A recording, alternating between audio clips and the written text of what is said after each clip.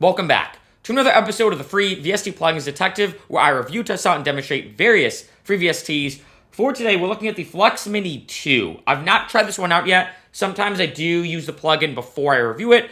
In this case, I'm going in blind, so let's try this out. So first off, I'm going to be using this on my track DistroKid. Ironically, I made a song, and I couldn't think of the name of it, and I couldn't come up with a name. And I was like, you know what? Why not just call it DistroKid? So I'll play you a little bit of it. I know some shameless self-promotions, like a fun house record I kind of threw together.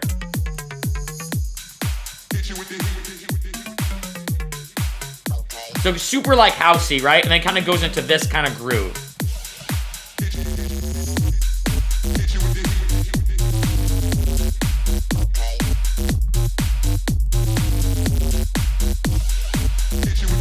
So it's kind of like a housey record, using a lot of the chromatic scale, you know, very cliche house. So I have this one serum line right here. I'm going to use it on my main synth on the drop. So I'm just going to play it soloed.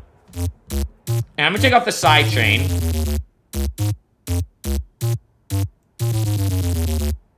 Right? Now we're going to pull this up and turn it on. Now, as it looks, this is a blend of like a filter plugin / sidechain plugin. So there's like a lot of similarities, I'd say, between this kind of filtering type algorithm and sidechaining if you do it correctly.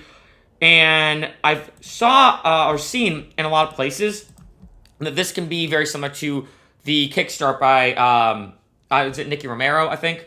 So I'm going to play this now. So this already sounds like a sidechain type of thing. Using a good amount of CPU, surprisingly. So that's one thing I've already noticed. But let's try like the fake chain, right? So this is what we do, right? This is how it sounds now. This is sidechain on Ableton. So if anything, sidechains are better than what I've done in Ableton. It's kind of cool. We have fake chain 2, fake chain 3. Oh, so I have to turn this off. Oh, so we turn it on. So you can see we have a few different things here. So in my opinion, it's very similar to like LFO Tool, any kind of sidechain plugin, but we also have like a filter component too. I can also trigger it. So as you can see here, and this can be used depending on the type of sidechaining program you're using. In this case, for example, in this one particular record, I decided to use kind of like a fake sidechain. This is very common in sidechain in Ableton.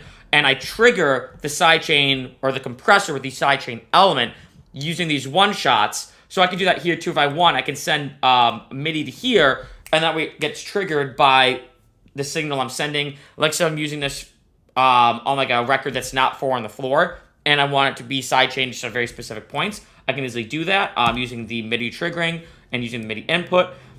There's a bunch of these I can use as well. Let's see. Oh, that's kind of cool, actually. Oh, so this is using the filter component now.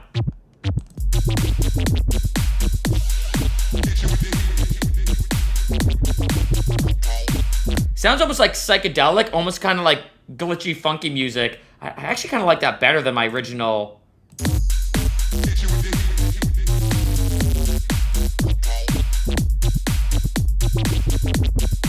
It actually has a lot of potential, man. It actually sounds a bit better than Dotted Francis.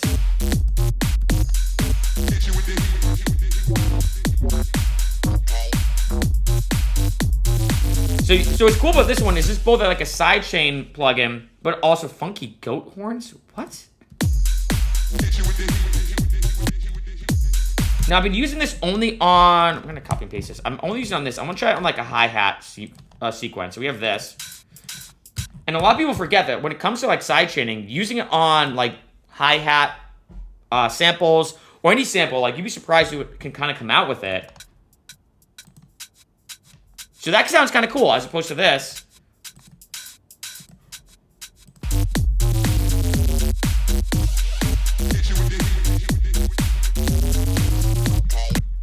Try other ones. Gentle vocal chop.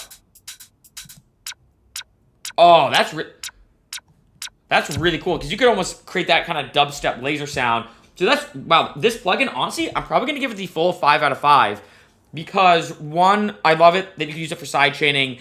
I feel like back in the day, it was really tough to find a free sidechaining VST plugin. Now they're a bit more common. Like I reviewed another one recently called, I think I still have it, STFU.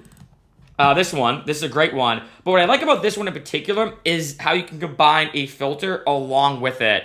And that makes it a lot more versatile and interesting to kind of mess around with. Like in this case, right?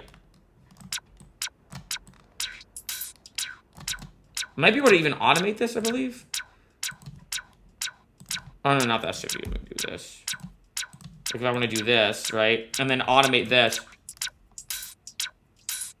Right, I can even maybe do this bandpass if I want to make it even... Yeah, maybe keep it here. And then high pass.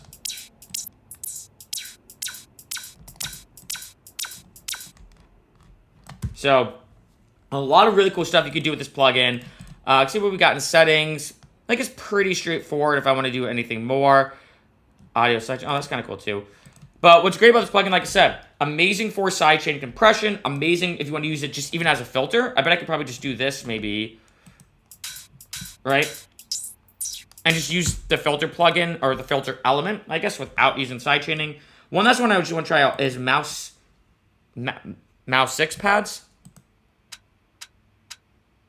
That sounds actually super nice. Kind of like that.